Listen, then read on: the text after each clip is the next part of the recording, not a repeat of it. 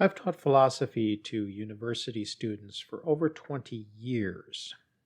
In trying to explain philosophy to other people, I have learned more about philosophy than when I was a student.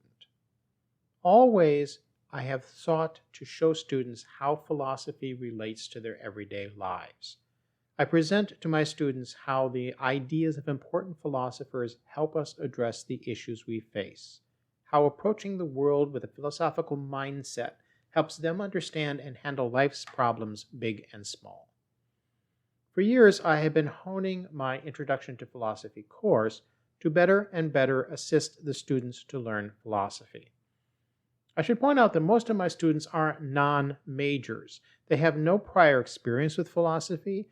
They have no real understanding of what philosophy is, what philosophers do, and quite frankly, don't really have much interest in philosophy because, well, they have no idea what it is and have had no exposure to it, and what exposure they may have had was actually done rather poorly to them.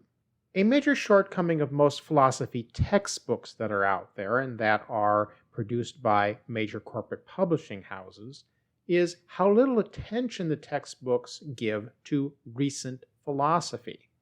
And by recent philosophy, I mean pretty much anything within the last 50 to 100 years. These textbooks give students the false impression that philosophy was a pursuit of the past, now obsolete. Frustrated by that and other deficiencies of the available introduction textbooks, the exorbitant price tags included in that big time, I spent a few years writing my own, called How We Are and How We Got Here. That book was published last year, and in that book I felt it very important to present to my students a textbook that gives a chronology of Western philosophy's development that includes coverage of how the history has manifested in the most recent decades. I'm one of the very few textbooks out there, if not the only textbook out there, that gives real service to philosophy in the last few decades and philosophy going on now. A challenge I have faced all of my career of teaching philosophy is what to cover in a 14-week term. It seems that always I have at least 15 years of material to cover, but only 14 weeks in which to do it. In the chronology of Western philosophy, and yes, we cover non-Western philosophy in another course, I've always started the term with a week on Plato. Seems natural. And the first chapter in my textbook covers Plato, what seems very natural. Begin at the beginning. I've always assumed Plato is essential, and have cut out other topics later in the history of philosophy to fit within time constraints. This term, though, I have begun to question that assumption that Plato is an absolutely essential beginning. Plato has always elicited the same general responses from students. They see Plato's theory of forms as dubious, and his approach to knowledge as disconnected from reality. After week one of the course, of every course, many of the students have had confirmed their suspicion, widely held in society, that philosophy is silly and meaningless to their lives.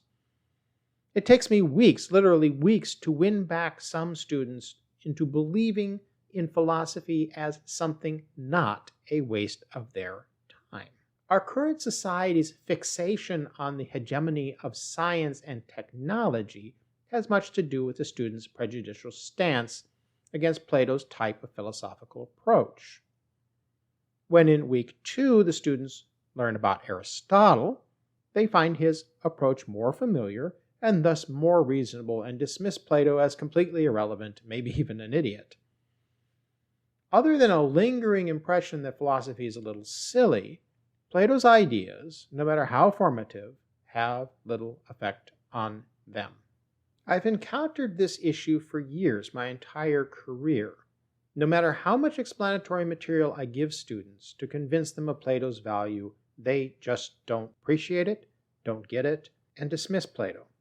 Recently, this term, while I was reading my students' essays on the subjects of German idealism and 19th century social philosophy, several comments two students made in their essays gave me the radical and almost heretical thought of starting the term not with Plato, but with Aristotle or even medieval philosophy. This would mean students' initial exposure in the course is an approach more familiar to them, reducing their initial resistance to philosophy. And remember, these are non-majors taking this course as a forced distribution requirement. They didn't volunteer to do this much. Removing Plato leaves more time for other important philosophers later in history. I can pick up on Plato's influence on later philosophers later in the term, so it would not mean shutting him out entirely. It would keep the chronological order of teaching that is so crucial to understanding philosophy, while perhaps eliminating an obstacle to students' learning. An Intro to Philosophy course is, after all, about helping students learn about the importance of philosophy. And if what we do is turn them off to philosophy, that defeats the purpose. No doubt, some people will take umbrage at the suggestion of decreasing coverage of Plato. As important as Plato is, there is inordinate weight placed on ancient Greek philosophy, in both intro courses and in philosophy textbooks. Someone recently shared with me an Intro to Philosophy syllabus in which the professor spent 5 of the 14 weeks of the course on the ancient Greeks, leaving nothing said about philosophy after the year 1900. I find that a grave disservice to students. The Enlightenment era infatuation with the Greeks is not something we need to maintain to the detriment of all that has transpired since. I have reached out to some colleagues and asked them what they think of my idea.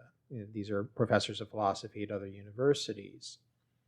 And the responses I received were mostly unsurprising. There were several people that said, "Oh, you can't give up on Plato. The dialogues are so interesting.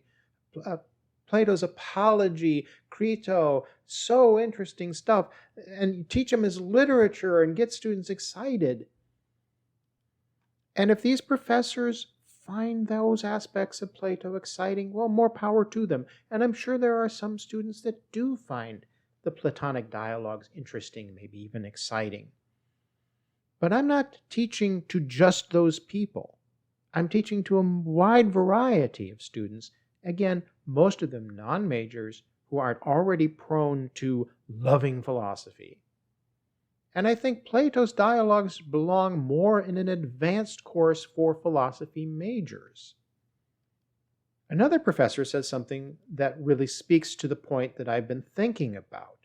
He said that we need to get beyond the, quote, undergraduate hazing rituals that professors make us all do, and forcing them to read these obscure ancient texts. As well, he said, as getting rid of the weird fetishization of the ancients and the parsing of their largely irrelevant or superseded thinking as if our students need to be a bunch of disconnected and hived off scholastic monks. I think this is true. The scholastics, the late medieval philosophers like Thomas Aquinas and the Thomist philosophers coming after him, were fixated with Aristotle because that's pretty much all they had.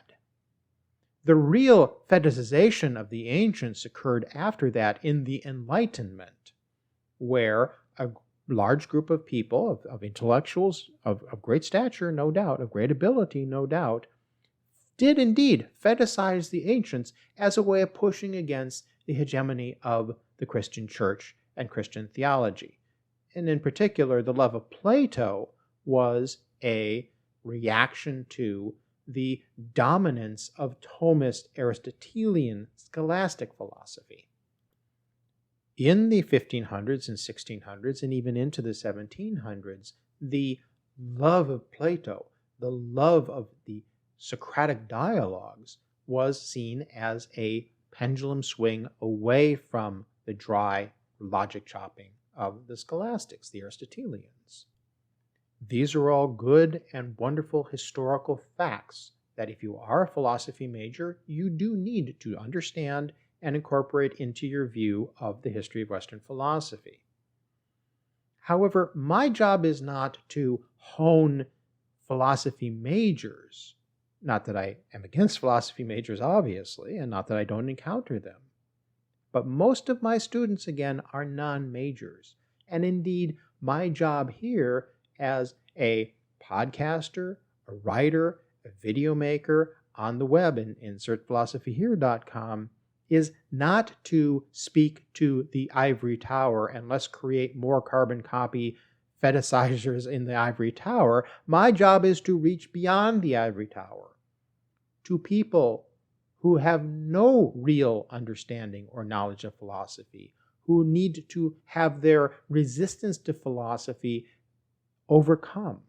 I have nothing against Plato's Apology or Crito or Euthyphro, but there are dozens of important philosophical texts that I wouldn't remove to keep those Platonic dialogues in an Intro to Philosophy course.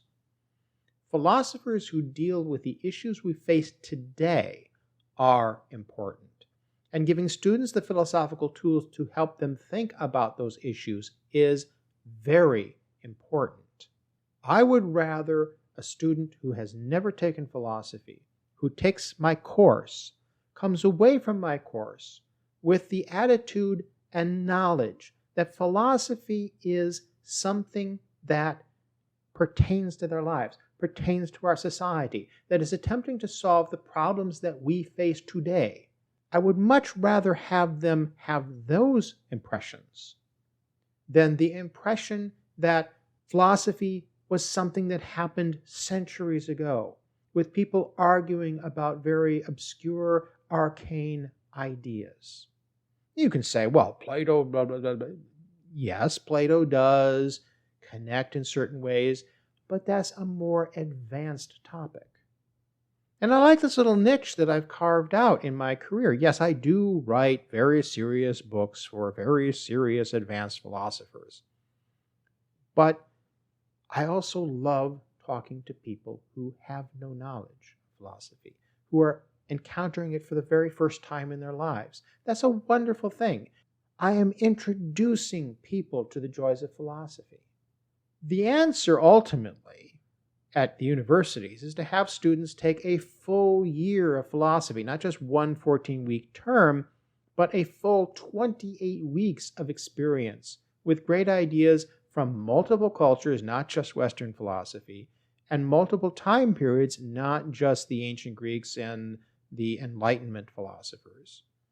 And that more holistic approach to philosophy would help students immensely, regardless of their major, to instill within students the knowledge and understanding of how philosophy has always been a part of our lives, always been a part of society, has shaped our society and our culture. Yes, let's give students a full year of introduction to philosophy, cover so much more material, so much more valuable ideas. Not many university administrators would go for that, though.